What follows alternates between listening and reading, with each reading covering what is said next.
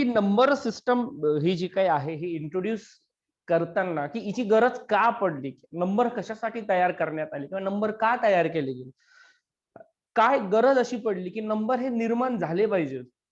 आणि मग हे बघत असताना आपण इथपर्यंत पोहोचलो होतो की आपण सगळे इतिहासामध्ये जर आपण डोकावून बघितलं तर मनुष्य हा रानटी अवस्थेमध्ये राहत असताना समूह करून राहू लागला, चाकाचा शोध लागला, अग्नीचा शोध लागला, शेती करू लागला, पशुपालन करू लागला. आणि जसा जसा काळ पुढे लोटत गेला तसा तसा मनुष्याच्या गरजा या वाढत गेल्या. आणि गरजा या वाढत गेल्यानंतरून त्याच्यामधून व्यापार ही संकल्पना उदयास आली. व्यापार असं म्हणण्यापेक्षा देवाणघेवाण ही संकल्पना उदयास आली असं आपण या ठिकाणी म्हणूया. मग उदाहरणार्थ की माझ्याकडे काहीतरी पाळीव प्राणी आहेत, शेळ्या आहेत किंवा मेंढ्या आहेत. या सकाळी बाहेर रानामध्ये चरण्यासाठी गेल्या, तर किती मेंढ्या बाहेर पडल्या असतील किंवा किती शेळ्या बाहेर पडल्या असतील आणि गेलेल्या शेळ्या तेवढ्या माझ्या कळपामध्ये माझ्याकडे परत आल्या का, हे मोजताना किंवा हे बघण्यासाठी त्याला या सगळ्यांची गरज पडू लागली. आणि मग त्याने काय केलं, तर त्यांनी जमिनीवरती खुणा करून ठेवायला सुरुवात केली. किंवा एखादी गोष्ट आहे एखाद्याला दिलेली आहे आणि ती परत आली का किंवा नाही आली किंवा किती दिल्या होत्या आणि किती परत आल्या हे बघत असताना मग त्यांनी जमिनीवरती तो खुणा करून ठेवायला त्यांनी सुरुवात केली. एक दिवस दोन दिवसाची गोष्ट ठीक आहे, पण जर एखादी वस्तू जास्त असेल, जास्त दिवसांसाठी दिलेली असेल, तर मग ऊन वारा पाऊस या सगळ्यांचा इफेक्ट त्या गोष्टीवरती व्हायला लागला. आणि या गोष्टीवरती इफेक्ट झाल्यानंतरून पण त्याच्यासमोर परत समस्या निर्माण व्हायला लागली. या सगळ्या गोष्टी पुसल्या जाऊ लागल्या. मग आता याला पर्याय काय करायचा, म्हणून मग त्याने काही गोष्टी वस्तूंच्या ग्रुपामध्ये किंवा गटामध्ये त्यांनी त्या तयार करायला सुरुवात केली.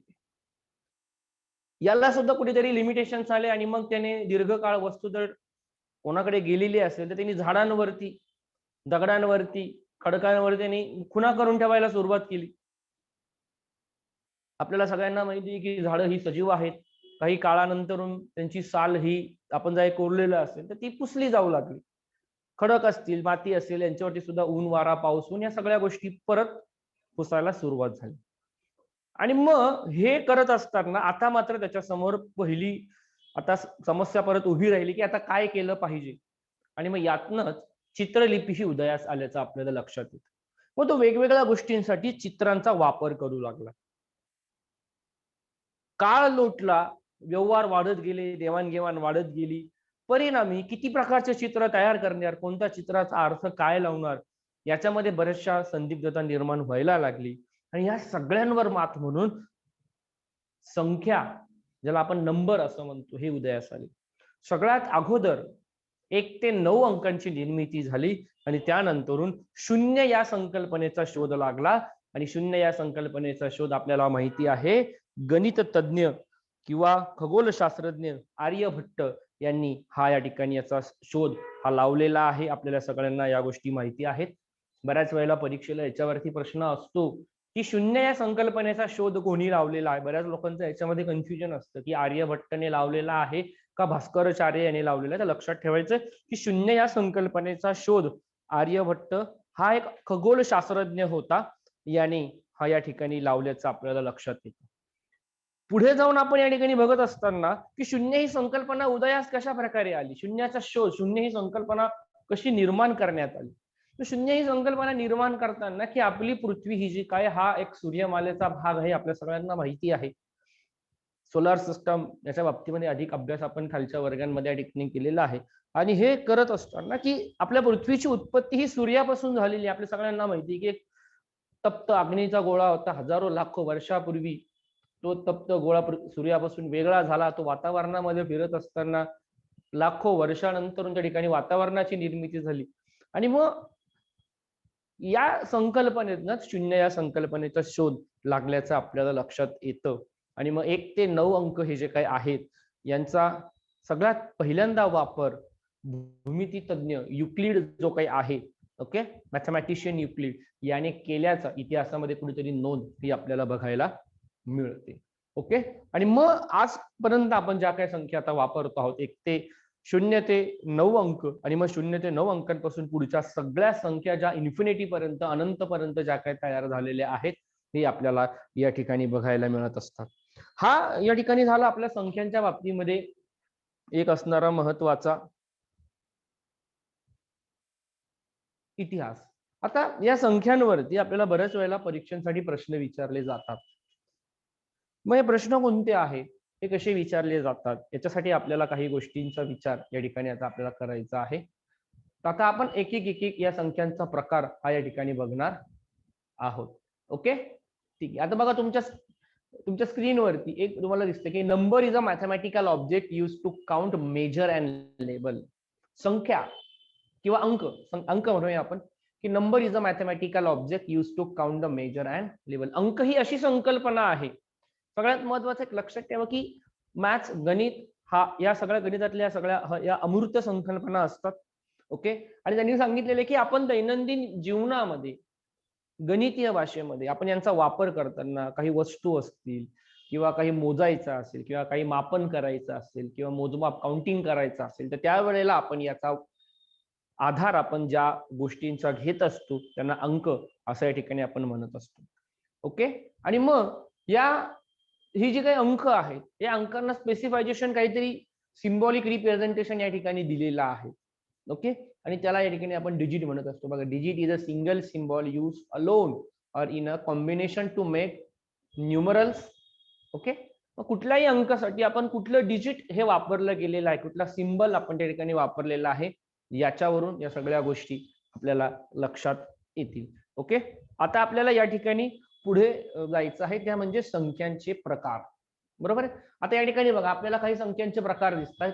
नॅचरल नंबर्स, नैसर्गिक संख्या, होल नंबर, पूर्ण संख्या, इंटिजर्स, पूर्णांक संख्या, इवन नंबर, सम संख्या, ऑड नंबर, विषम संख्या, प्राईम नंबर, मूळ संख्या. बरोबर आहे की नाही. पुढे अजून काही प्रकार आहेत का? ओके, संयुक्त संख्या आहेत, सहमूळ संख्या आहेत, रॅशनल नंबर्स ज्याला परिमेय संख्या असं म्हणतात, इरॅशनल नंबर ज्याला अपरिमेय संख्या म्हणतात, रियल नंबर वास्तविक संख्या किंवा वास्तव संख्या असं म्हणतात, इमॅजिनरी नंबर त्याला आपण काल्पनिक संख्या असं म्हणत असतो.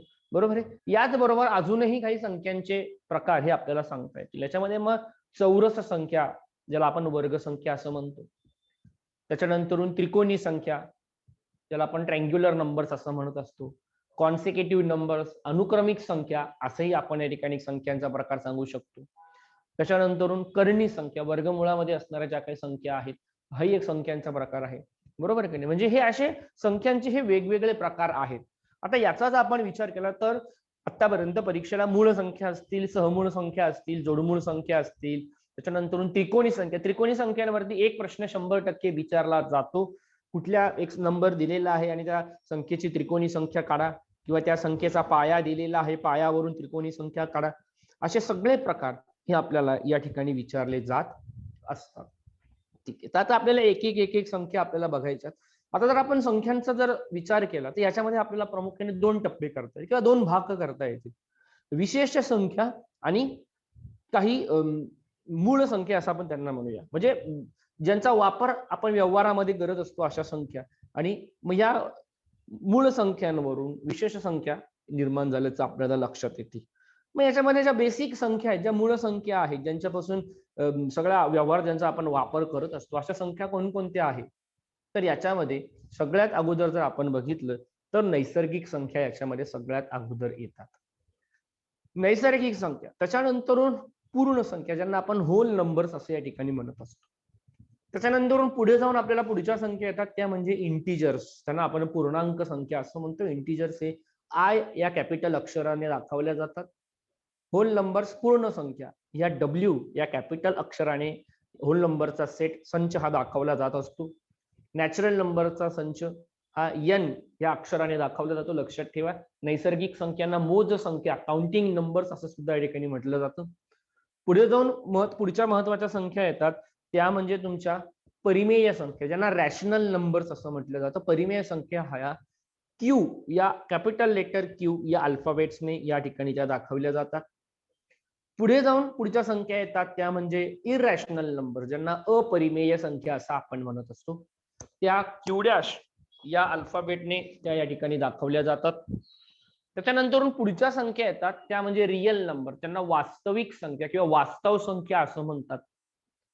आणि शेवटच्या संख्या येतात काल्पनिक संख्या, ज्यांना इमॅजिनरी नंबर्स अशा ठिकाणी म्हणत असतो. या संख्या हा एक भाग झाला.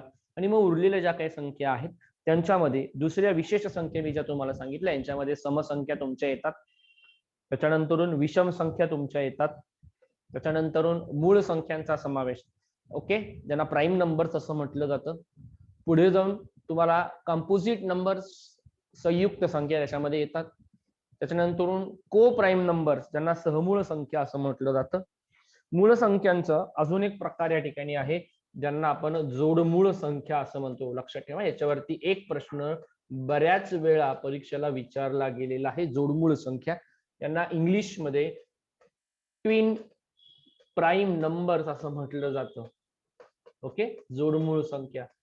जर आपण बघितलं तर याच्यावरती प्रश्न असे असतात की 1 ते 100 मध्ये किती ट्विन प्राईम नंबर्स आहेत किंवा कुठला ट्विन प्राईम नंबर आहे, असा प्रश्न असतो. त्याच्यानंतरून पुढे जर आपण बघितलं तर परिमेय संख्या, मी मगाशी तुम्हाला सांगितलं, हा क्यू या अल्फाबेटने दाखवल्या जातात.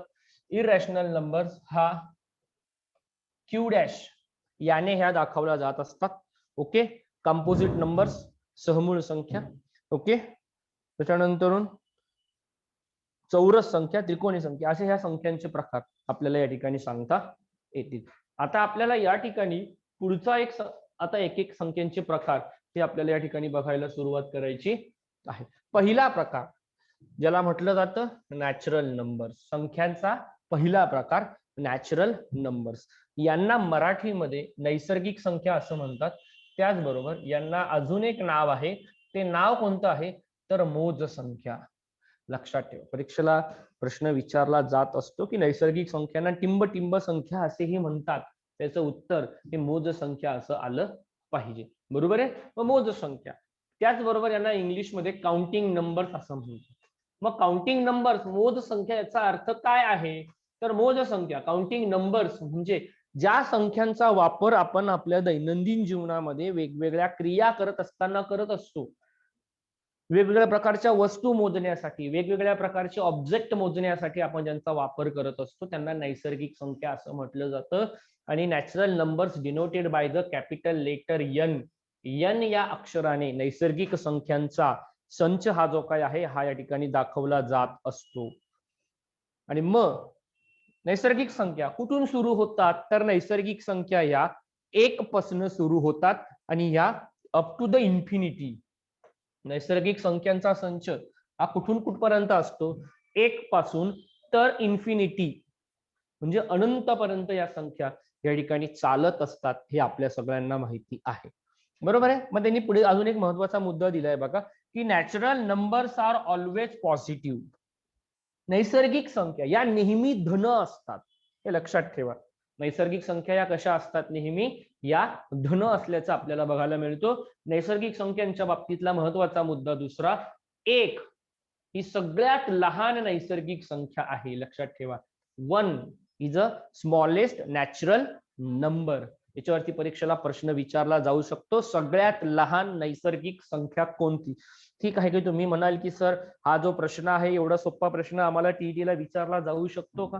जाऊ शकतो. ठीक आहे, टीईटीला नाही विचारला गेला तर अजून इतरच्या ज्या स्पर्धा परीक्षा आहेत, तलाठी आहे, ग्रामसेवक आहे, या परीक्षांसाठी किंवा पोलीस भरती सारखे जे प्रश्न आहेत या परीक्षांसाठी हे प्रश्न विचारले गेलेले आहेत.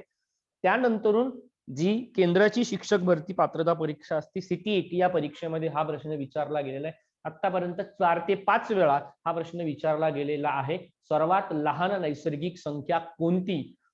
बऱ्याच लोकांना असं वाटतं की नैसर्गिक संख्या तिथं 0 उत्तर दिलेलं असतं आणि विद्यार्थी 0 लिहून टाकतात, म्हणजे आपल्याला येत असलेलं उत्तर आपण चुकवतो. हे लक्षात ठेवा की सगळ्यात लहान नैसर्गिक संख्या ही कोणती आहे तर सगळ्यात लहान नैसर्गिक संख्या ही 1 ही आहे, हे लक्षात ठेवा.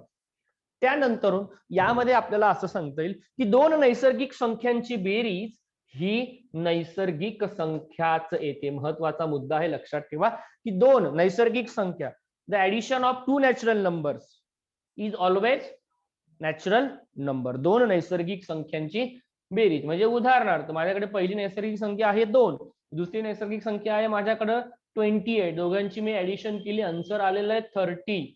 ओके, म्हणजे उत्तर जे आलंय 30. ही काय आहे? 30 आहे ना नॅचरल नंबर. मग मी समजा असं केलं 2 अधिक 0 बरोबर 2, ही जी मी बेरीज केलेली आहे ही बरोबर आहे का? नाही. का बरोबर नाहीये? कारण की पुढचं स्टेटमेंट आहे 0 is not a natural numbers. 0 ही नैसर्गिक संख्या नाही. म्हणून 2 अधिक 0 ही जी बेरीज आहे ही नैसर्गिक संख्यांची बेरीज येणार नाही. 2 अधिक 0 उत्तर जरी नैसर्गिक संख्या येत असलं तरी मगाशी मी तुम्हाला सांगितलं की 2 नैसर्गिक संख्यांची बेरीज ही नेहमी नैसर्गिक संख्याच येते. ओके, ठीक आहे. तर ह्या झाल्या तुमच्या नैसर्गिक संख्या, बरोबर आहे. आपण याच्याबद्दल काय काय बघितलं? सगळ्यात महत्वाचा मुद्दा बघितला की नॅचरल नंबर्स त्यांना मोज संख्या असं म्हणतात. काउंटिंग नंबर्स असा त्यांना एक शब्द आहे. त्याच्यानंतर all counting numbers are called as the natural number denoted by the capital letter n. Okay, then natural number it starts from to the 1. The smallest natural number is that the 1 and it started from 1 to the up to the infinity. Okay, natural numbers are always positive. Okay, सगळ्या नैसर्गिक संख्या ह्या धन असतात. 1 is the smallest natural number. हा एक महत्वाचा मुद्दा आहे. 0 is not a natural number. Okay, ठीक आहे. आता आपल्याला पुढचा, बरोबर आहे, पुढचा संख्यांचा प्रकार बघायचा आहे. बरोबर, तो काय आहे? तो म्हणजे होल नंबर्स. यांना मराठीमध्ये पूर्ण संख्या असं म्हणतात. लक्षात ठेवा, काय म्हणतात त्यांना? पूर्ण संख्या. मग पूर्ण संख्या होल नंबर्स, पूर्ण संख्यांचा संच डब्ल्यू या अक्षराने दाखवला जातो. कोणत्या अक्षराने दाखवला जातो? डब्ल्यू, कॅपिटल लेटर डब्ल्यू या अक्षराने दाखवल्या जातात. All counting numbers including 0 are called whole numbers denoted by the डब्ल्यू. बघा वाक्य काय दिलेले, all counting numbers. Counting numbers म्हणजे आपण आत्ताच बघितलं. काउंटिंग नंबर्स म्हणजे काय? नैसर्गिक संख्या, बरोबर आहे. ज्या वेळेला नैसर्गिक संख्या संचामध्ये 0 ही संकल्पना समाविष्ट केली जाते, बरोबर आहे, त्यावेळेला आपल्याला ज्या काही संख्या मिळतात या संख्यांना आपण काय म्हणत असतो? पूर्ण संख्या, होल नंबर असं आपण यांना या ठिकाणी म्हणत असतो. आणि हे जे काय आहेत हे डब्ल्यू, पूर्ण संख्यांचा संच, हा कॅपिटल लेटर ओके डब्ल्यू या अक्षराने दाखवल्या जातात. मग परीक्षेला प्रश्न असतो की हे कुठून सुरू होतात? 0 पासून. लक्षात ठेवा, सगळ्यात लहान पूर्ण संख्या कोणती आहे? तर सर्वात लहान पूर्ण संख्या 0 ही आहे. 0 ही सगळ्यात छोटी पूर्ण संख्या आहे. त्याच्यानंतर त्याच्यावरती एक वाक्य बघा, every natural number is a whole number. कारण की आपल्याला माहिती आहे की नैसर्गिक संख्या, नॅचरल नंबर कुठून सुरू होतात? तर नॅचरल नंबर्स 1 पासून सुरू होतात. मग 1 पासून सुरू होतात म्हणजेच होल नंबर मध्ये 1 ही संख्या येते, बरोबर आहे. एक महत्वाचं वाक्य लक्षात ठेवा, सगळ्या नैसर्गिक संख्या ह्या पूर्ण संख्या आहेत, पण सगळ्या पूर्ण संख्या या नैसर्गिक संख्या नाहीत. लक्षात आलं? माझं वाक्य मी असं सांगितलेलं आहे की सगळ्या पूर्ण संख्या या नैसर्गिक संख्या नाहीत, परंतु सगळ्या नैसर्गिक संख्या या पूर्ण संख्या आहेत. आणि 0 या संकल्पनेचा शोध कोणी लावलेला आहे? लिहून ठेवा, आर्यभट हा खगोलशास्त्रज्ञ होता, बरोबर आहे, गणित तज्ञ होता. याने या संकल्पनेचा शोध या ठिकाणी लावल्याचं आपल्याला लक्षात येतं. परीक्षेला याच्यावरती प्रश्न असतो. बऱ्याच मुलांचं याच्यामध्ये कन्फ्युजन असतं की आर्यभट्ट असला पाहिजे का भास्कराचार्य असला पाहिजे. आजही खूप सारे विद्यार्थी ज्या वेळेला हा प्रश्न विचारला जातो त्याचं उत्तर भास्कराचार्यच लिहितात. ओके, लक्षात ठेवा की आणि याच्याच नावावरून आपण अवकाशामध्ये एक उपग्रह सुद्धा सोडलेला आहे. तुम्हाला भूगोलामध्ये माहिती असेल, बरोबर आहे. आर्यभट्ट नावाचा आपण एक उपग्रह अवकाशामध्ये सोडलेला आहे. ठीक आहे, मग पहिल्या संख्या आपण बघितल्या नैसर्गिक संख्या, दुसरा संख्या आपण बघितल्या पूर्ण संख्या. नैसर्गिक संख्या सुरू होतात 1 पासून, पूर्ण संख्या सुरू होतात 0 पासून. सगळ्यात लहान नैसर्गिक संख्या कोणती? तर सगळ्यात लहान नैसर्गिक संख्या 1 ही आहे. आणि सगळ्यात लहान पूर्ण संख्या कुठून आहे? तर 0 ही आपल्याला बघायला मिळते, बरोबर आहे. ठीक आहे, आता आपल्याला पुढचा संख्यांचा प्रकार बघायचा आहे, तो म्हणजे इंटिजर्स. इंटिजर्स. इंटिजर्स याला मराठीमध्ये पूर्णांक संख्या असं म्हणतात. काय म्हणतात त्यांना? पूर्णांक संख्या. ओके. आता बघा, बऱ्याच वेळेला याच्यावरचे उदाहरणं जी येतात त्या पूर्णांक संख्यांची बेरीज आणि वजाबाकी, ओके, याच्यावरती येणारे प्रश्न हे विद्यार्थ्यांचे चुकतात. बरोबर आहे? ठीक आहे, हे लक्षात ठेवा. All counting numbers including 0 and negatives of the counting numbers are also called as the integers denoted by the I. लक्षात ठेवा, पूर्णांक संख्या ज्यांना इंटिजर्स असं म्हणतो. मग पूर्णांक संख्या म्हणजे काय? नैसर्गिक संख्या, त्याच्यानंतरून शून्य ही संकल्पना, आणि नैसर्गिक संख्यांच्या विरुद्ध संख्या म्हणजेच ज्यांना आपण ऋण पूर्णांक असं म्हणत असतो. अशा संख्यांपासून आपल्याला पूर्णांक संख्या मिळतात. पूर्णांक संख्या संचामध्ये 3 प्रकारच्या संख्या येतात. कोणकोणत्या? निगेटिव्ह इंटिजर्स, पॉझिटिव्ह इंटिजर्स आणि 0. लक्षात ठेवा, शून्य, धन पूर्णांक आणि ऋण पूर्णांक या तिघांपासून या पूर्णांक संख्या ज्यांना इंटिजर्स असं आपण म्हणतो ह्या तयार होत असतात. मग शून्य ही संकल्पना काय आहे? तर शून्य ही ओरिजिन आहे, आरंभ बिंदू आहे. बरोबर आहे की नाही? म्हणजे काय? शून्य ही संख्या धन पूर्णांक सुद्धा नाही आणि ऋण पूर्णांक सुद्धा नाही. परीक्षेला प्रश्न आहे, लक्षात ठेवा. 0 is neither positive nor negative integer numbers. काय सांगितलंय की शून्य ही संकल्पना काय की शून्य जर परीक्षेला असं असेल तर हे चूक आहे, किंवा परीक्षेत असं असेल मायनस तर ही चूक आहे. कारण की शून्य ही जी संकल्पना आहे ही पॉझिटिव्ह पण नाही आणि निगेटिव्ह सुद्धा नाही, हे लक्षात ठेवा. त्याचबरोबर integers are both positive and negative. पूर्णांक कसे असतात म्हणे? धन पण असतात आणि ऋण पूर्णांक सुद्धा असतात, लक्षात ठेवा. आता याच्या संदर्भामध्ये आपण लहान असताना 5वी 6वी 7वीला बघा ही नंबर लाईन नावाची कन्सेप्ट शिकलेला असेल, ज्याला संख्या रेषा असं म्हणतात. बरोबर आहे? संख्या रेषेच्या सेंटरवरती शून्य असतो. बरोबर आहे? आणि लक्षात ठेवा, संख्या रेषेवरती दाखवणारा शून्य हा नेहमी ओ या अल्फाबेटनेच दाखवला जातो. का बरं? कारण की ओ स्टँड फॉर ओरिजिन. बरोबर आहे की नाही? त्याला आरंभ बिंदू असं म्हटलं जातं. आणि मग ही झाली याची उजवी बाजू आणि ही झाली त्याची डावी बाजू. बरोबर आहे? मग संख्या रेषेच्या डाव्या बाजूला संख्या या काय होतात? लहान लहान होत जातात आणि उजव्या बाजूला गेलं ती संख्या वाढत जाते.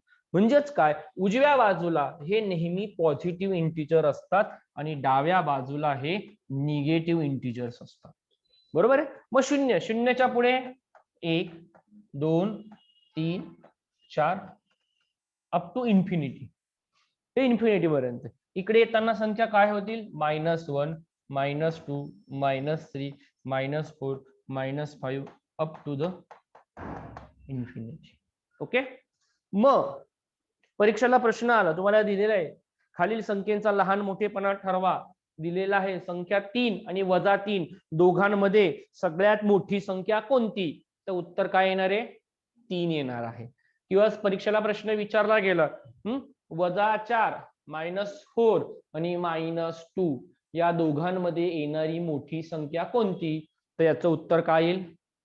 -2 येणार आहे. कारण की मी मगाशी तुम्हाला सांगितलं शून्याच्या डावीकडे जाताना संख्या ह्या काय होत जातात? लहान लहान होत जातात. मग सगळ्यात मोठी ऋण पूर्णांक संख्या कोणती? तर सगळ्यात मोठी ऋण पूर्णांक संख्या येते ती म्हणजे -1. आणि सगळ्यात लहान ऋण पूर्णांक संख्या ही आपण सांगू शकत नाही, हे लक्षात ठेवा. सगळ्यात लहान धन पूर्णांक ही येते 1 आणि सगळ्यात मोठी धन पूर्णांक ही आपण मात्र सांगू शकत नाही. लक्षात ठेवा, मी मगाशीच वाक्य सांगितलं, परत एकदा रिपीट करतो की सगळ्यात लहान धन पूर्णांक 1 आहे आणि सगळ्यात मोठा धन पूर्णांक आपण सांगू शकत नाही. सगळ्यात मोठा ऋण पूर्णांक हा -1 आहे आणि सगळ्यात लहान ऋण पूर्णांक आपण सांगू शकत नाही. म्हणून बघा इथं तुम्हाला संच त्याचा सेट दिलेला इंटिजरचा, बघा हा जो सेट तुम्हाला दिलाय 0 -1 -2 -3 -4 -5 -6 -7 अप टू द इन्फिनिटी पर्यंत दिलाय. आणि इकडे सुद्धा काय झालंय? संख्या या वाढत जाताना अप टू द इन्फिनिटी पर्यंत आपल्याला दिलेल्या आहेत. बरोबर आहे? हे झालं तुमचं इंटिजर्स, बरोबर आहे. त्याच्यानंतर मी मगाशी सांगितलं की इंटिजर्स मध्ये शून्य ही संख्या जी काय आहे ही धनपूर्णांक सुद्धा नाही आणि ऋण पूर्णांक सुद्धा नाही. ओके, ठीक आहे. आता पुढच्या संख्या आपल्याला बघायच्या आहेत, बरोबर आहे. पुढचा संख्यांचा प्रकार येतोय आपल्याकडे. ओके, पुढे घे, घे पुढे, घे पुढे, घे पुढे, घे पुढे. हा, ठीक आहे. आता पुढच्या संख्या, ओके, तर बाकीच्या आपण नंतर घेणार आहे. एकदा मी मागाशी तुम्हाला सांगितले कसे दोन प्रकार प्रामुख्याने पडतील, बरोबर आहे. तर मग यातला पहिला जो प्रकार आहे तो कोणता आहे तो आपण एकदा बघून घेऊ, पहिल्या याच्यातल्या संख्या, आणि नंतर मग आपण या संख्या बघणार आहोत. ठीक आहे. मग आता आपल्याला बघायच्या आहेत त्या म्हणजे तुमच्या रॅशनल नंबर्स. ओके, मग रॅशनल नंबर्स ज्यांना परिमेय संख्या असं म्हटल्या जातात, बरोबर आहे. मग आता परिमेय संख्या म्हणजे काय किंवा परिमेय संख्यांमध्ये कसला समावेश केला जातो ते आता आपल्याला बघायचं. की लक्षात ठेवा की परिमेय संख्या, ओके, परिमेय संख्या ज्या संख्या P अपॉन Q, लक्षात ठेवा, ज्या संख्या P अपॉन Q म्हणजेच काय, अंश आणि छेद या रूपामध्ये मांडल्या जातात. ज्या संख्या अंश आणि छेद या रूपामध्ये मांडल्या जातात यांना आपण परिमेय संख्या असं म्हणतो. परंतु सगळ्यात महत्वाची गोष्ट, Q is not equal to 0.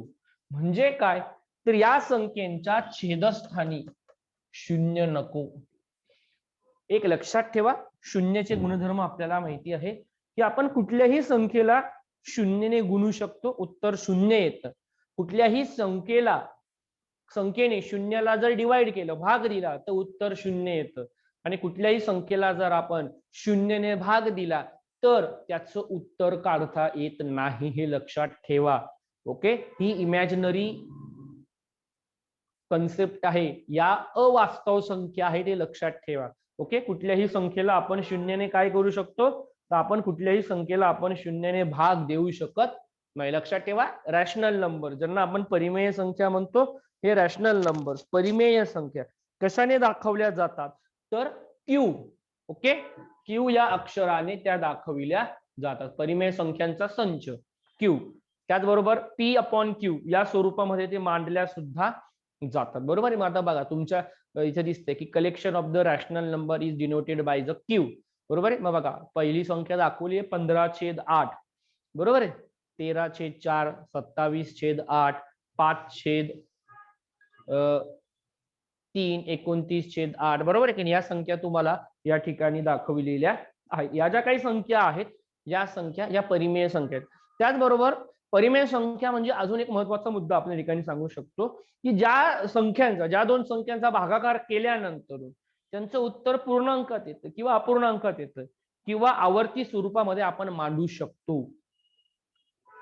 कशामध्ये, आवर्ती स्वरूपामध्ये आपण मांडू शकतो. अशा संख्यांना आपण काय म्हणत असतो, तर अशा संख्यांना आपण परिमेय संख्या म्हणत असतो. मग उदाहरणार्थ आता जर हा भागाकार आपण केला 1/3, बरोबर आहे, याचं उत्तर आपल्याला माहिती आहे 0.333. आपण म्हातारा होईपर्यंत जरी करत बसलो तरी तो 3 संपणार नाही, बरोबर आहे. मग हे आपण कसं करतो, आपल्या नंबर सिस्टम मध्ये 0.3 त्याच्या डोक्यावरती एक टिंब देतो. म्हणजे याचा अर्थ काय आहे की ही 3 संख्या काय झाली आहे, रिपीट होते आहेत. म्हणून मग अशा ज्या काही संख्या असतात, बरोबर आहे की नाही, यांना आपण काय म्हणत असतो, परिमेय संख्या, रॅशनल नंबर असं म्हणत असतो. किंवा काही संख्या अशा असतात की आपण त्यांचा एक विशिष्ट प्रकारचा ग्रुप हा जो काही आहे हा रिपीट होताना आपल्याला लक्षात येतो. म्हणजे उदाहरणार्थ एखाद्या संख्येला आपण भाग दिला तर 0.123, 123, 123, 123 हे सुद्धा चालूच राहतं, बरोबर आहे की नाही. मग अशा ज्या संख्या असतात ना, ज्या वेळेला संख्यांचा ग्रुप येतो त्यावेळेला आपण काय करतो, तो ग्रुप रिपीट होतोय तो लिहितो आणि त्याच्या डोक्यावरती एक आडवी रेषा देतो. याचा अर्थ काय की 123 हा ग्रुप काय होतोय, रिपीट होतो आहे. मग अशा ज्या काही संख्या असतात या सुद्धा परिमेय संख्या असतात. बघा या ठिकाणी दिले आपल्याला 0.012, याचा अर्थ 0 येतोय, पुढचा जो 12 हा जो ग्रुप आहे, ओके, हा काय होतोय त्यानंतर रिपीट व्हायला लागलेला आहे. ओके, ठीक आहे. चला आता या झाल्या तुमच्या परिमेय संख्या, ज्यांना आपण रॅशनल नंबर्स असं म्हणत असतो. रॅशनल नंबर्स लक्षात आले. याच्यावरती प्रश्न आपण बघणार आहोत पुढे. It is denoted by the capital letter q. त्याचबरोबर पी अपॉन क्यू. ओके, अंश आणि छेद या स्वरूपामध्ये ज्या आपल्याला संख्या मांडत असतो त्यांना आपण काय म्हणतो, रॅशनल नंबर्स असं म्हणतो. पण महत्वाची अट लक्षात ठेवा, q upon q is not equal to 0. बरोबर आहे, म्हणजेच छेदस्थानी शून्य नको. म्हणजे 2 छेद 0 ही संख्या परिमेय संख्या नाही. ही संख्याच नाहीये, परिमेय ही संख्या नाही, ही काल्पनिक संख्या आहे, ही अवास्तव संख्या आहे, इमॅजिनरी नंबर आहे. ज्या वेळेला आपली जी पुढची संकल्पना येईल त्यावेळेला आपण या ठिकाणी बघणार आहोत. ठीक आहे, चला पुढच्या संख्यांचा प्रकार आपल्याला बघायचा आहे. इरॅशनल. मागे ओके, ठीक आहे. रॅशनल नंबरच्या संदर्भामध्ये काही महत्वाचे आपल्याला या ठिकाणी मुद्दे आपल्याला बघून घ्यायचे आहेत. बघूया some important points. Every integer, whole number and natural number is a rational number. लक्षात ठेवा, प्रत्येक पूर्णांक संख्या, प्रत्येक नैसर्गिक संख्या, प्रत्येक पूर्णांक संख्या ही परिमेय संख्या असते. मग आता समजा मी 3 ही परिमेय संख्या लिहिली, ओके, किंवा 3 ही नैसर्गिक संख्या घेतली, मग सर ही परिमेय संख्या होईल का? याचा छेद तर काहीच नाहीये. लक्षात ठेवा, याच्या डिनॉमिनेटरला, याच्या छेदस्थानी काहीच नसला तरी याच्या डिनॉमिनेटरला काय आहे? 1 हा आहे. लक्षात ठेवा. ओके, कुठल्याही संख्येला 1 ने भागितल्यानंतरून त्याचं उत्तर काय येतं? तीच संख्या येते. कुठल्याही संख्येला 1 ने गुणल्यानंतरून तीच उत्तर काय येते? 3. आता मी 3 लिहिलंय, याचा अर्थ काय आहे? याचा अर्थ 1 गुणिले 3 अशी ही संख्या आहे. 3 म्हणजेच काय? याचा छेद काय आहे? 1. म्हणून 3 ही संख्या काय आहे? परिमेय संख्या आहे. बरोबर आहे. त्याच्यानंतर -7 दिस इज ऑल्सो रॅशनल नंबर, कारण की याचा सुद्धा डिनॉमिनेटर काय? 1 आहे. बरोबर आहे. म्हणून ही संख्या काय झाली? परिमेय संख्या. 0 ही पण, हिचा डिनॉमिनेटर काहीच नाही, म्हणजे काय झाला?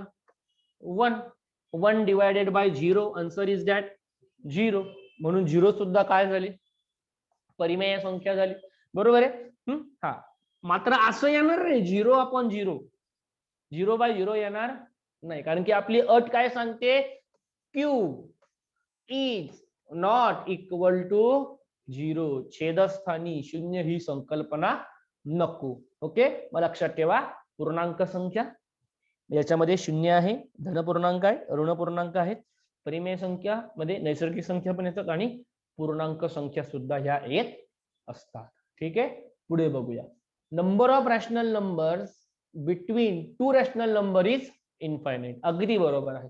2 परिमेय संख्यांमधील ज्या संख्या असतात, ओके, 2 रॅशनल नंबर्स मध्ये येणाऱ्या रॅशनल नंबर्स हे अनंत असू शकतात. आता उदाहरणार्थ मी 3 आणि 4 घेतला, त्याच्यामध्ये अनंत संख्या असतील. बरोबर का नाही? मी आता त्याच्यामध्ये 1 आहे, समजा दोघांमध्ये कितीचं डिस्टन्स आहे? 1. मी एकाचे किती भाग करतोय यावरती डिपेंड.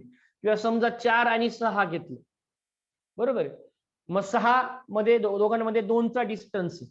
बरोबर आहे. मग या मी दोघांचे 2 भाग केले तर काय होईल? 1 भाग होईल. मी समजा मध्ये 2 ह्या 2चे 50 छोटे छोटे तुकडे केले तर काय होईल? म्हणजे 2 याच्यामध्ये किती संख्या आहे 2 परिमेय संख्यांमध्ये हे आपण सांगू शकत नाही. ओके, हे लक्षात ठेवा. Suppose a and b are the 2 rational numbers. ठीक आहे, जर ए आणि बी हे 2 परिमेय संख्या असतील तर काही नियम आपल्याला दिले. ए मल्टिप्लाइड बाय बी, हे कसं पुसता येईल? एक सेकंद फक्त.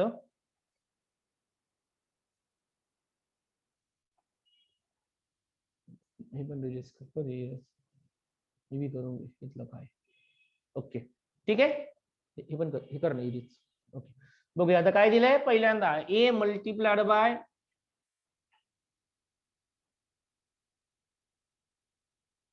दुसरा कलरचा पेन घे बरं. A multiplied by b, a plus b, a minus b आणि a divide by b. Okay, where b is non zero, that is b is not equal to 0. म्हणजेच दोन परिमेय संख्यांचा जर आपण गुणाकार केला तर ही परिमेय संख्याच येते.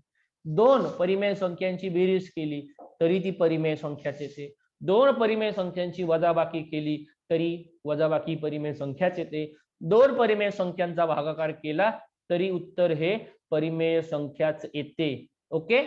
परंतु काय दिलंय, वेअर बी इज नॉट 0 म्हणजे बी च्या जागेवरती शून्य यायला नको. लक्षात ठेवा, शेवटच्या ठिकाणी फक्त एक टर्म दिली, बाकी तुम्ही इथं शून्य घेतला, 1 गुणिले 0 घेतला, उत्तर आलं 0. 0 इथं रॅशनल नंबर. 1 प्लस 0 घेतला, उत्तर आलं 1. बाकी ठिकाणी तुम्ही शून्य घेऊ शकतात, फक्त भागाकारच्या ठिकाणी आपण शून्य घेऊ शकत नाही. ओके, ठीक आहे. चला आता पुढच्या संख्या आपण बघूया. पुढच्या संख्येत आपल्या इररॅशनल नंबर, ज्यांना अपरिमेय संख्या असं म्हणतात. आणि अपरिमेय संख्यांचा संच हा q dash. Okay, q stand for rational number and q dash stand for the irrational numbers. Okay, ठीक आहे. A number that can not be written as p upon q is called as irrational numbers where p and q are the integers and q is not equal to 0. बरोबर आहे.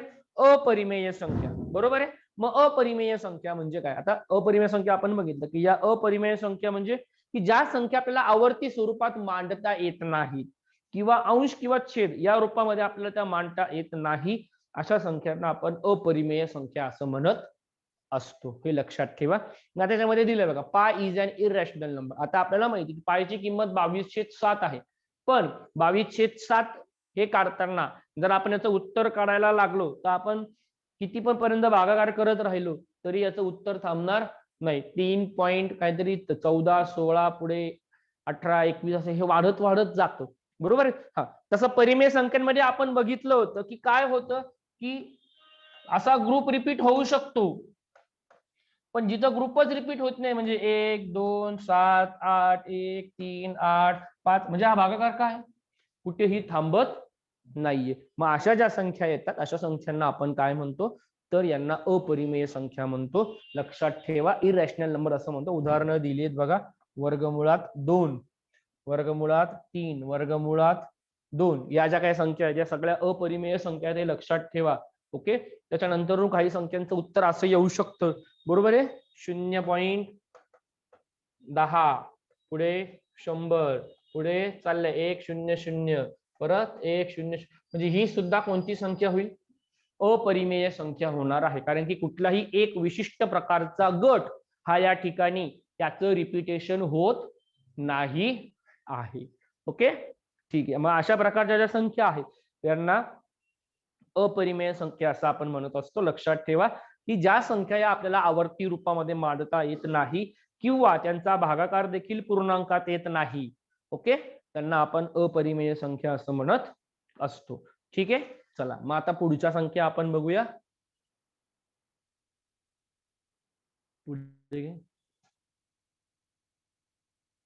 Okay, पुढच्या संख्या आहेत तुमच्या त्या म्हणजे रियल नंबर, ज्यांना आपण वास्तव संख्या असं म्हणत असतो. बरोबर आहे. रियल नंबर, वास्तव संख्या या आर या संख्येने दाखविल्या जातात. म्हणजे ज्या संख्या अस्तित्वात आहेत त्या सगळ्यांना आपण काय म्हणतो? वास्तव संख्या म्हणतो. बरोबर आहे. म्हणजे ज्यांचा आपण वापर करतो. बरोबर आहे. मग अशामध्ये कोणकोणत्या संख्या येतील तर याच्यामध्ये परिमेय संख्या आणि व अपरिमेय संख्या. लक्षात ठेवा, परिमेय संख्या आणि अपरिमेय संख्या या दोघांपासून ज्या संख्या आपल्याला मिळतात, त्या दोघे संख्या संचापासून आपल्याला ज्या संख्या मिळतात यांना आपण रियल नंबर, वास्तव संख्या असं आपण म्हणत असतो. म्हणजे वास्तव थोडक्यात की ज्या संख्या आहे यांचा आपण वापर करतो आहोत. बरोबर नाही. आता काही अपरिमेय संख्या वर्गमुळात 2 आहे, याचा वापर आपण उदाहरण सोडवताना करतो, त्याची किंमत निघते. ठीक आहे, त्याचं उत्तर हे शेवटपर्यंत आपण काढू शकत नाही. किंवा पाय आहे, पायचा वापर आपण करतो व्यवहारामध्ये, 22/7 त्याची किंमत आहे, म्हणून अशा संख्यांना आपण काय म्हणत असतो? Real numbers. बरोबर आहे, वास्तव संख्या असं म्हणत असतो. पुढच्या संख्या ज्या काही आहेत, पुढच्या संख्यांचा प्रकार तो आपण बघूया. इमॅजिनरी नंबर्स, ज्यांना काल्पनिक संख्या असं म्हणतात, ज्यांना अजून एक नाव आहे तो म्हणजेच अवास्तव संख्या. लक्षात ठेवा, यांना दुसरा काय शब्द आहे अजून, अवास्तव संख्या. लिहून ठेवा. इमॅजिनरी नंबर्स, काल्पनिक संख्यांना दुसरं नाव मी सांगितलेले अवास्तव संख्या. अवास्तव संख्या मग ज्या संख्याच नाहीये, ज्या अस्तित्वातच नाहीये, ओनली वी कॅन इमॅजिनेट, आपण फक्त कल्पना करू शकतो, अशा संख्यांना आपण म्हणतो अवास्तव संख्या. जसं मी सांगितलं 2/0 याचं उत्तर काढता येत नाही. मग ही कोणती संख्या झाली, तर ही अवास्तव संख्या झाली. किंवा √-2 वर्गमुळात -2 ही सुद्धा कोणती संख्या झाली, अवास्तव संख्या झाली. एक लक्षात ठेवा, ऋण संख्येचं वर्गमूळ आपल्याला काढता येत नाही. काढता येत नाही म्हणण्यापेक्षा वर्गमुळात -2 ही संख्याच नाहीये, हे लक्षात ठेवा. म्हणून या ज्या काही संख्या त्यांना अवास्तव संख्या म्हटलं जातं. बरोबर आहे. त्यांनी दिलंय बघा, square root of negative number where it is does not have definite value. बरोबर आहे की नाही. हा मात्र मग तुम्ही म्हणाल की सर वर्गमुळात -4 याचं तर वर्गमूळ निघतं 2, मग ही संख्या आहे का? अजिबात नाही. वर्गमुळात ती पूर्ण वर्ग संख्या असू द्या किंवा नसू द्या, वर्गमुळात निगेटिव्ह साईन आलं तर ही संख्या नाही. हा √4 दिलंय तुम्हाला, वर्गमुळात 4 दिले, बरोबर आहे. वर्गमुळात 4 दिले, त्याचं उत्तर काय येणार आहे, +-2. -2 चा स्क्वेअर 4, +2 चा पण स्क्वेअर 4. हे चालणार आहे, पण मात्र हे तुमचं या ठिकाणी चालणार नाही, हे लक्षात ठेवा. मग अशा ज्या काही संख्या असतात त्यांना आपण काय म्हणत असतो, इमॅजिनरी नंबर्स, अवास्तव संख्या असं म्हणत असतो. ओके, एवढे प्रकार महत्वाचे आपण या ठिकाणी बघितलेले. बरोबर आहे. काय काय बघितलं, सगळ्यात पहिल्यांदा नैसर्गिक संख्या, पुढचा प्रकार बघितला पूर्ण संख्या, नंतर पूर्णांक संख्या. पूर्णांक संख्यांमध्ये 2 प्रकार होते, धन पूर्णांक आणि ऋण पूर्णांक. नंतर बघितले रॅशनल नंबर्स, परिमेय संख्या. त्याच्यानंतर पुढे जाऊन बघितल्या अपरिमेय संख्या. त्याच्यानंतरून पुढे जाऊन आपण बघितल्या वास्तव संख्या, रिअल नंबर्स. ओके, परिमेय आणि अपरिमेय यांच्यापासून ज्या संख्या मिळतात त्यांना आपण रिअल नंबर्स असं म्हणतो. आणि लास्ट आपण बघितल्या इमॅजिनरी नंबर, इररॅशनल सॉरी अवास्तव संख्या, काल्पनिक संख्या, असं एवढ्या आपण बघितलेल्या आहेत. ओके, ठीक आहे. आता याच्या व्यतिरिक्त अजून काही संख्या आपल्याकडे असतात. मग कोणकोणत्या संख्या असतात? सगळ्यात महत्वाच्या संख्या पहिल्यांदा आपल्याला बघायच्या त्या म्हणजे अनुक्रमिक संख्या. ओके, ठीक आहे. अर्धले बाकी अजून एक, नाही ते नंतर घेऊ आपण. ते 22-23 प्रकार. आता मला प्लेन व्हाईट बोर्ड दे फक्त. पाणी कर, 2 मिनिटं.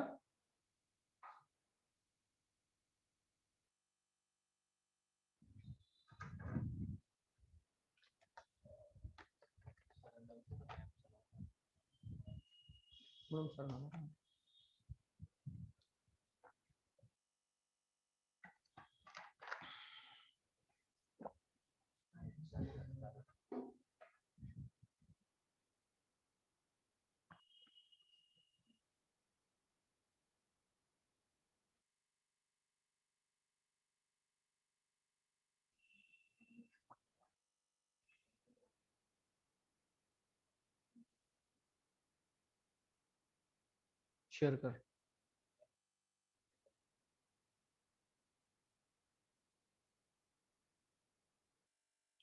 सर कुठे?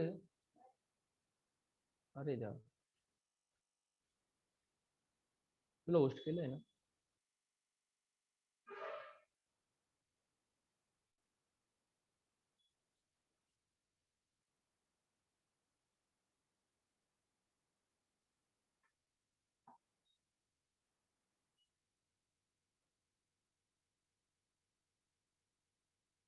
व्हाईट बोर्ड घे ना, डायरेक्ट व्हाईट बोर्ड चालला.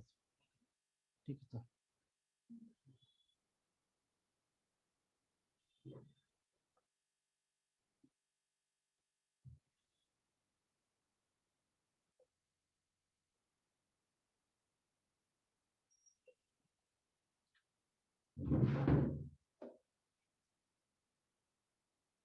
ओके, चला आता या संख्यांनंतर आपल्याला अजून काही संख्या बघायच्या बरोबर आहे. सगळ्यात पहिल्यांदा आपण बघतोय त्या म्हणजे तुमच्या अनुक्रमिक संख्या. ओके, अनुक्रमिक यांना इंग्लिशमध्ये कॉन्सिक्युटिव्ह नंबर्स असं म्हटलं जातं, लक्षात ठेवा, कॉन्सिक्युटिव्ह नंबर्स. मग अनुक्रमिक संख्या म्हणजे काय? ज्या संख्या क्रमाने येतात, बरोबर, क्रमाने येणाऱ्या संख्या यांना आपण म्हणत असतो अनुक्रमिक संख्या. मग क्रमाने येणाऱ्या संख्या कोणत्या? एकच्या अनुक्रमिक संख्या 2, 2च्या अनुक्रमिक संख्या 3, 3च्या अनुक्रमिक संख्या 4, 4च्या अनुक्रमिक संख्या, म्हणजे या ज्या काही संख्या आपल्या बघा पुस्तकामध्ये आपण एखादं घेतो तिथं अनुक्रमणिका दिलेली असते. अनुक्रमणिकेवरती काय असतं की सिक्वेन्स दिलेला असतो आपल्याला, बरोबर आहे की नाही? यांना अनुक्रमिक संख्या असे ठिकाणी म्हटलं जातं. पुढचा दुसरा प्रकार येतो तो म्हणजे बेरीज व्यस्त संख्या. हे लक्षात ठेवा, याच्यावरती सुद्धा परीक्षेला प्रश्न हे विचारले जात असतात. बेरीज व्यस्त संख्या ज्यांना ऍडिटिव्ह नंबर्स असं म्हटलं जातं, त्यांना additive. Okay, ADDI, additive numbers लक्षात ठेवा. बेरीज व्यस्त संख्या, ऍडिटिव्ह नंबर्स. मग बेरीज व्यस्त संख्या म्हणजे काय? लक्षात ठेवा, ज्या दोन संख्यांची बेरीज ही 0 येते, ज्या दोन संख्यांची बेरीज 0 येते, या दोन संख्यांना एकमेकांच्या अनुक्रमिक संख्या, सॉरी ऍडिटिव्ह संख्या, बेरीज व्यस्त संख्या असं म्हणतात. मग बेरीज व्यस्त, उदाहरणार्थ कोणाची बेरीज 0 येईल? 5 आणि -5 या दोघांची जर आपण बेरीज केली तर यांची बेरीज काय येणार आहे? 0 येणार, बरोबर आहे. मग 4 ची बेरीज व्यस्त काय येईल? -4, बरोबर आहे. -3 ची बेरीज व्यस्त काय येईल? 3. ओके, -10 ची बेरीज व्यस्त काय येईल? 10. लक्षात ठेवा, ज्या दोन संख्यांची बेरीज ही 0 येते यांना परस्परांच्या काय म्हटलं जातं? बेरीज व्यस्त संख्या म्हटली जातं, बरोबर आहे. आता -1/7 याची ऍडिटिव्ह नंबर काय येईल?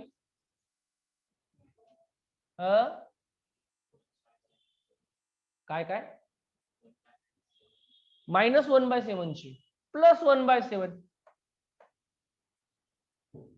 मायनस मधून काय जे लक्षात ठेवा, संख्या कुठलीही असू द्या तिच्यामध्ये आपल्याला बदल करायचे नाही, फक्त काय बदलायचे? त्यांचे साइन्स आपल्याला चेंज करायचे, बरोबर आहे. -9/5 याची काय येईल? 9/5. किंवा 3/7 याची काय येईल? -3/7. ओके, आणि 0 ची काय येईल रे? 0 ची, बरोबर आहे. का बरं? कारण की 0 is not a positive sign as well as negative sign. शून्याला पॉझिटिव्ह साइन पण नाहीये आणि निगेटिव्ह साइन पण नाहीये, त्याच्यामुळे लक्षात नाही तर लिहा 0 ची -0 असे लिहू नका, लक्षात ठेवा. ओके, 0 ही संकल्पना लक्षात ठेवायची आहे. 0 या संकल्पनेचा बेरीज व्यस्त ऍडिटिव्ह नंबर ही काय येते? 0 ही संख्या येत असते, बरोबर आहे. घे ना चालू ठेव.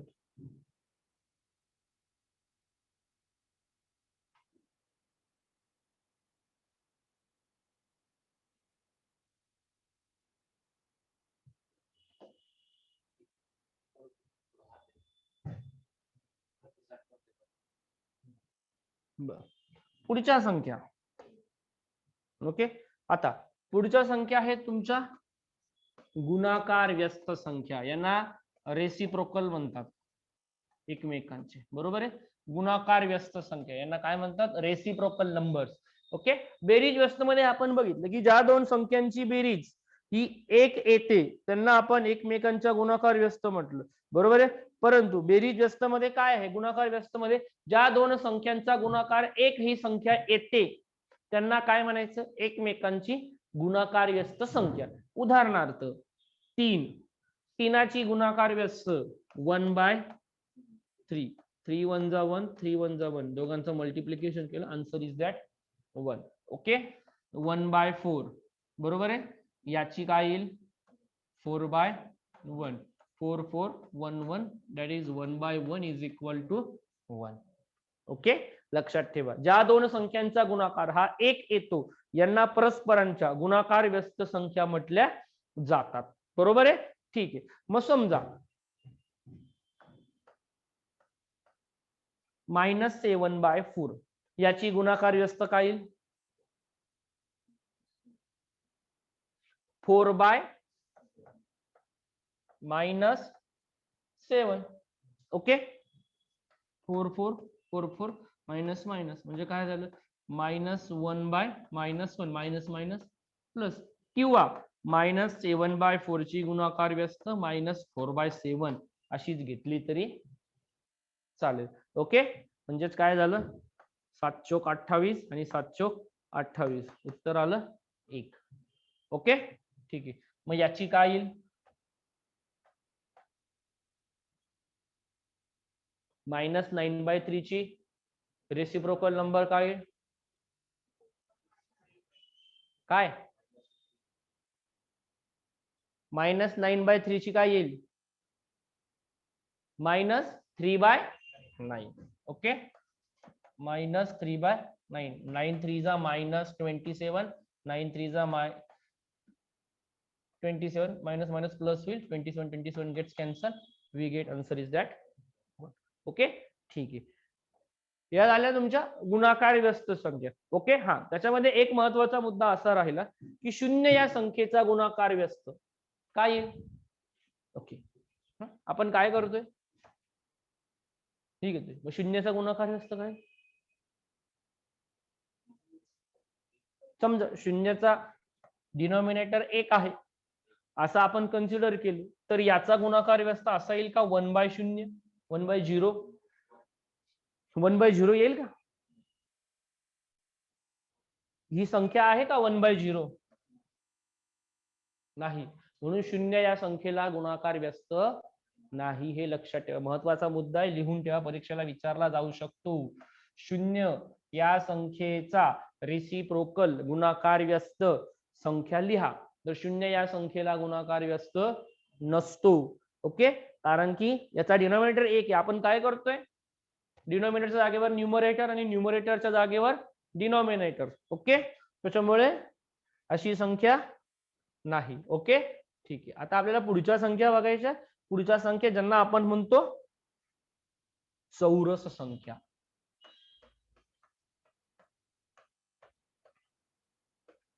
कोणत्या संख्या? चौरस. ओके, चौरस संख्या. मग चौरस संख्या म्हणजे काय? यांना स्क्वेअर नंबर्स म्हटलं जातं.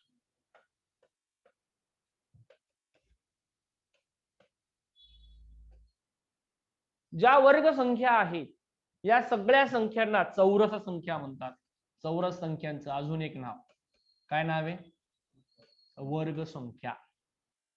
ओके, मग जेवढ्या वर्ग संख्या, मग सगळ्यात लहान वर्ग संख्या 1, पुढे 4, 9, 16, 25, 36. ओके, आपल्याला सगळ्यांना माहिती आहे 1, 4, 9, 16, 25. मी व्यवस्थित लिहितो, नाही तर काही जण म्हणतील सर 26 कसं काय लिहिलं तुम्ही? काय एक तर शिक्षक होणारे लोक बसलेले इथं, चुका काढायला एक्सपर्ट असतात विचार. त्यातल्या त्यात एका शिक्षकाची दुसरा शिक्षक पटकन चूक पकडतो.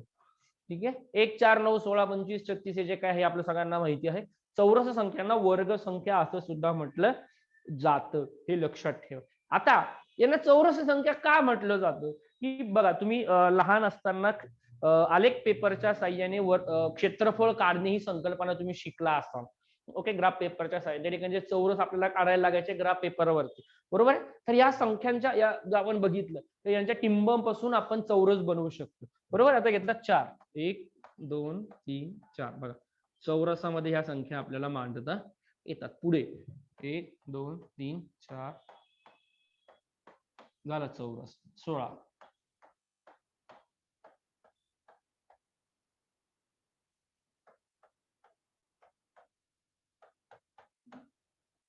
म्हणजे या संख्यांपासून आपण आलेख पेपरच्या मदतीने ज्या वेळेला क्षेत्रफळ काढतो तर यांच्यापासून आपण चौरस तयार करू शकतो.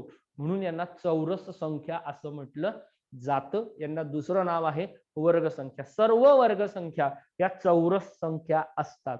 बरोबर आहे. पुढच्या संख्या तुमच्या येतात त्या म्हणजे घन संख्या. त्याच्या अगोदर त्यांना वर्ग संख्या असं म्हणतात. कुठल्याही संख्येचा वर्ग याचा अर्थ काय होतो, तर त्याच संख्येने त्याच संख्येला गुणणे. Okay, the number multiplied by itself. बरोबर आहे की त्या संख्येने त्याच संख्येला गुणणे याला आपण काय म्हणत असतो, त्या संख्येचा वर्गकरण. बरोबर का नाही. उदाहरणार्थ 2, 2चा वर्ग. ओके, याचा अर्थ 2 गुणिले 2 म्हणजेच 4. ओके, ठीक आहे. पुढच्या संख्या आपल्या येतात त्या म्हणजे तुमच्या क्यूब नंबर्स. ओके, त्यांना आपण घन संख्या असं म्हणत असतो. लक्षात ठेवा, काय म्हणत असतो, घन संख्या, क्यूब नंबर्स. मग घन संख्या याचा अर्थ काय आहे, तर घन संख्या म्हणजे त्याच संख्येला त्याच संख्येने दोनदा गुणल्यानंतर जी संख्या आपल्याला मिळते त्यांना आपण घन संख्या म्हणतो. ज्या संख्यांचे घन आहेत, बरोबर आहे की नाही, त्यांना आपण घन संख्या म्हणतो. उदाहरणार्थ 1चा क्यूब 1, 2चा 8, 3चा 27, 4चा 64, 5चा 125, 6चा 216, 7चा 343, बरोबर आहे, 8चा 512. हे ज्या काही या सगळ्या क्यूब संख्या, क्यूब नंबर्स, घन संख्या असे यांना आपण या ठिकाणी म्हणत असतो. त्याच्यानंतर पुढच्या संख्या येतात त्या म्हणजे कर्णी संख्या. ओके, त्यांना आपण सर्ड्स असं म्हणतो, नंबर इन सर्ड्स. बरोबर आहे, कर्णी संख्या. मग कर्णी संख्या म्हणजे काय, ज्या संख्या कर्णी चिन्हामध्ये लिहिल्या जातात यांना सगळ्यांना काय म्हटलं जातं, कर्णी संख्या. उदाहरणार्थ under root of 9, under root of 4, under root of 3, under root of 129. या सगळ्या काय झाल्या, सगळ्या तुमच्या कर्णी संख्या झालेल्या आहेत. बरोबर आहे. त्यानंतर पुढे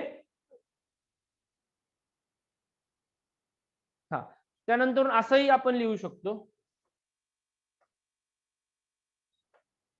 7 अंडर रूट ऑफ 5. बरोबर आहे. याचा अर्थ 5चं कितवं रूट्स घ्यायचं आपल्याला, 7th नंबर.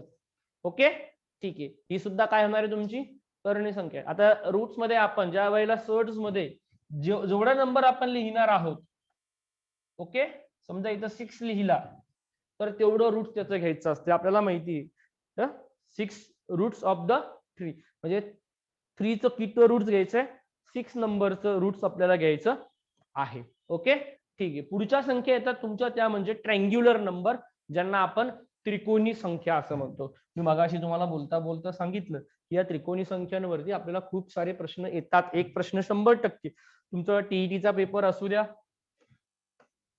किंवा सीटीईटीचा पेपर असू द्या, पोलीस भरती असू द्या, तलाठी असू द्या, कुठलीही स्पर्धा परीक्षा असू द्या, या स्पर्धा परीक्षेसाठी त्रिकोणी संख्या यावरती प्रश्न विचारला जातोय. लक्षात ठेवा, त्रिकोणी संख्यांना ट्रँग्युलर नंबर्स असं म्हटलं जातं. ओके, मग ट्रँग्युलर नंबर्स म्हणजे त्रिकोणी संख्या याचा अर्थ काय होतो, तर त्रिकोणी संख्या म्हणजे की दिलेल्या संख्यापर्यंतच्या सगळ्या संख्यांची बेरीज, याला आपण त्रिकोणी संख्या म्हणत असतो. म्हणजे आता उदाहरणार्थ जर मला 10ची त्रिकोणी संख्या जर मला काढायची असेल तर 10ची त्रिकोणी संख्या काढताना मी काय करेल, तर 10 पर्यंतच्या सगळ्या संख्यांची बेरीज मला करावी लागेल. म्हणजेच 1 ते 10 या अंकांची बेरीज किती येते, 55. बरोबर आहे, आपल्याला माहिती आहे. 1 ते 10 किती येते, 55. 11 ते 20 किती येते, 155. बरोबर आहे. 21 ते 20 255. पुढे 355, 455. बरोबर आहे, हे आपल्याला सगळ्यांना माहिती आहे. बरोबर आहे. मग आता मला समजा 10ची त्रिकोणी संख्या मला काढायची.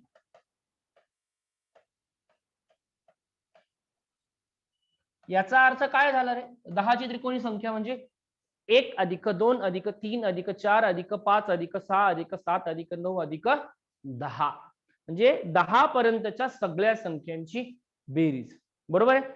समजा मला 25ची त्रिकोणी संख्या विचारलेली असेल तर याचा अर्थ मला काय करावं लागेल, 1 ते 25 पर्यंतच्या सगळ्या संख्यांची बेरीज करावी लागेल. ओके, आता त्रिकोणी संख्या काढताना एक सूत्र आपण वापरू शकतो की काय वापरू शकतो. आता समजा मला विचारलेलं आहे त्रिकोणी संख्या काढा. कोणाची संख्या विचारली ती संख्या घ्या. दिलेली संख्या गुणिले त्या पुढील संख्या छेद 2. मग दिलेली संख्या कोणती आहे 10, त्याच्या पुढची संख्या 11 भागिले 2. 10 गुणिले 11 110 भागिले 2 उत्तर आलं 55. म्हणजे याचा अर्थ 10 ची त्रिकोणी संख्या काय आली 55. लक्षात आलं. आपण हे फॉर्म्युल्याने सुद्धा सोडवू शकतो. मग आता परीक्षेला कसा प्रश्न असतो, तर परीक्षेला आपल्याला पाया दिलेला असतो आणि पायावरून ती संख्या आपल्याला शोधायला लागते. आता उदाहरणार्थ 55 ही संख्या दिलेली आहे बरोबर आहे. 55 ही त्रिकोणी संख्या कोणाची आहे 10 ची. तर याच्यामध्ये 10 हा काय झाला पाया झाला आणि 55 ही काय झाली त्रिकोणी संख्या झालेली आहे हे आपल्याला सांगता येईल. त्याचबरोबर ज्याप्रमाणे आपण बघितलं की यांचा आपण चौरस संख्यांचा आपण चौरस तयार करू शकतो, तसा त्रिकोणी संख्यांचा आपण काय करू शकतो त्रिकोण तयार करू शकतो. मग लक्षात ठेवा, मी मगाशी एक मुद्दा सांगितला तुम्हाला की 10 ची त्रिकोणी संख्या काय आहे 55. ओके, याच्यामध्ये 10 हा काय आलाय पाया. 10 काय आलाय पाया आणि 55 ही काय आहे त्रिकोणी संख्या आहे. मग परीक्षेला आपल्याला पाया दिलेला असतो आणि त्रिकोणी संख्या काढायला विचारतात किंवा त्रिकोणी संख्या दिलेली असते त्यावरून पाया काढायला विचारलं जातं. याच्या संदर्भातली ज्या वेळेला उदाहरण आपल्याकडे येतील आपण ती त्या वेळेला घेणार आहोत. बरं, एक उदाहरण आपण बघूया.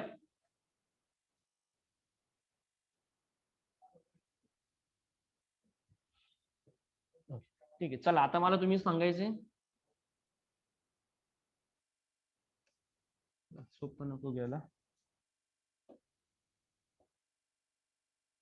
हे कोड रबर मोठा नाही होत का रे, स्ट्रेच करायचं का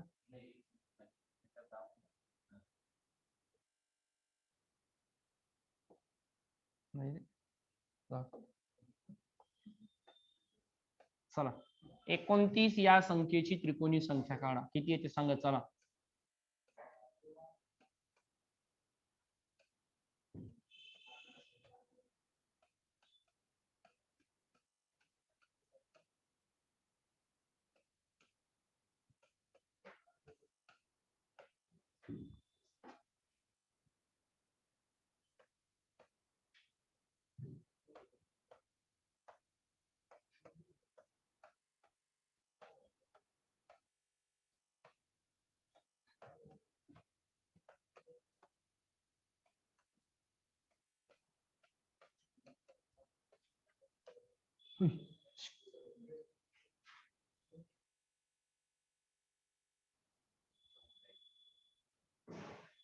चारशे 35. बर,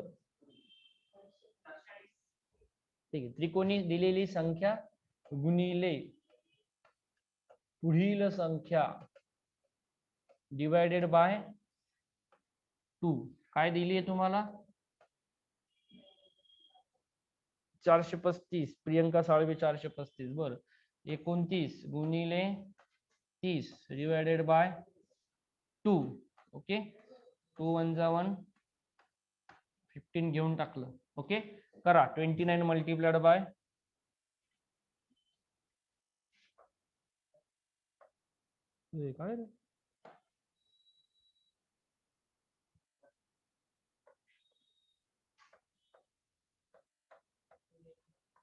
15 9 135. हातच्याला 3 15 2 30. 30 आणि 13 43. काय आलं परीक्षेला प्रश्न विचारला 435 या त्रिकोणी संख्येचा पाया किती किती पाया येईल. प्रश्न काय बघा आता 435 काढला ना तुम्ही. 435 या संख्येचा या त्रिकोणी संख्येचा पाया किती किती येईल 29. लक्षात ठेवा. आता इथं दिलंय म्हणून ठीक आहे. एवढं सोपं विचारणार नाही आपल्याला. ठीक आहे, ते येईल त्यावेळेला आपण त्याच्यावरची उदाहरणं घेणार आहोत. ओके, एवढ्या महत्वाच्या संख्या आपल्याला या ठिकाणी आहेत. ओके, आणि मी मगाशी तुम्हाला सांगितलं की या संख्यांचा त्रिकोण आपल्याला काढता येतो. बरोबर आहे. म्हणजे उदाहरणार्थ आपण घेतलं 2, तर 2 ची त्रिकोणी संख्या काय येईल? 2 पर्यंतची बेरीज 2 अधिक 1 3. बरोबर आहे, 3 आली म्हणजेच झाला. आपल्याला याचा त्रिकोण काढता आला. आता 3 ची त्रिकोणी संख्या काय येईल? 3 चौक 12, 12 भागिले 2 6. ओके, झालं का 6? ओके, तसे याची काय येईल? 4 ची काय येईल? ओके, म्हणजे या संख्यांचा आपण काय करू शकतो? आपल्याला त्रिकोण काढता येऊ शकतो. म्हणून यांना काय म्हटलेले? त्रिकोणी संख्या असं म्हटलेलं आहे. एवढ्या महत्वाच्या संख्या या आहेत पहिल्या प्रकारातल्या, आणि यावरनं अजून महत्वाच्या प्रकाराच्या संख्या पडतात. त्या आता आपल्याला बघायच्या आहेत. त्या आपण पुढच्या तासामध्ये या ठिकाणी बघणार आहोत. ओके, ठीक आहे. हे लेक्चर्स तुम्ही बघितलेले असेल, याचे तुम्हाला रेकॉर्डेड फॉर्म मध्ये तुम्हाला बघायला मिळेल. याच्यामध्ये काही अडचणी असतील तरी तुम्ही विचारा. हे खूप डीप मध्ये घेतलेलं आहे मुलांना, कारण की टीईटी ही जी परीक्षा आहे ही खूप सोपी परीक्षा आहे असं अजिबात नाही. ओके, खूप डीप मध्ये याच्यावरती विचारले जातात. कदाचित आपण खूप अभ्यास करतो, 20 टॉपिक आपण कव्हर केले, तर 20 मधल्या असं अजिबात नाही की 20 मधल्या 20 टॉपिक वरती प्रश्न विचारले जातील. कदाचित त्याच्यातल्या फक्त 10 टॉपिक वरती सुद्धा प्रश्न विचारला जाऊ शकतो, असं सुद्धा या ठिकाणी होऊ शकतं. त्यामुळे याचा अभ्यास करताना डीप मध्ये स्टडी करायचा आहे. ओके, तुमच्या स्वतःच्या नोट्स तुमच्याकडे रेडी असल्या पाहिजे. प्रत्येक विषयाच्या प्रॅक्टिस पेपर्स अतिशय महत्वाचे आहेत. काठिण्य पातळी खूप जास्त असते याच्या बाबतीमध्ये. पहिलं सेमिनार आपण ज्या वेळेला घेतलं त्याच्यातल्या सगळ्या गोष्टी तुम्हाला एक्सप्लेन केलेल्या आहेत.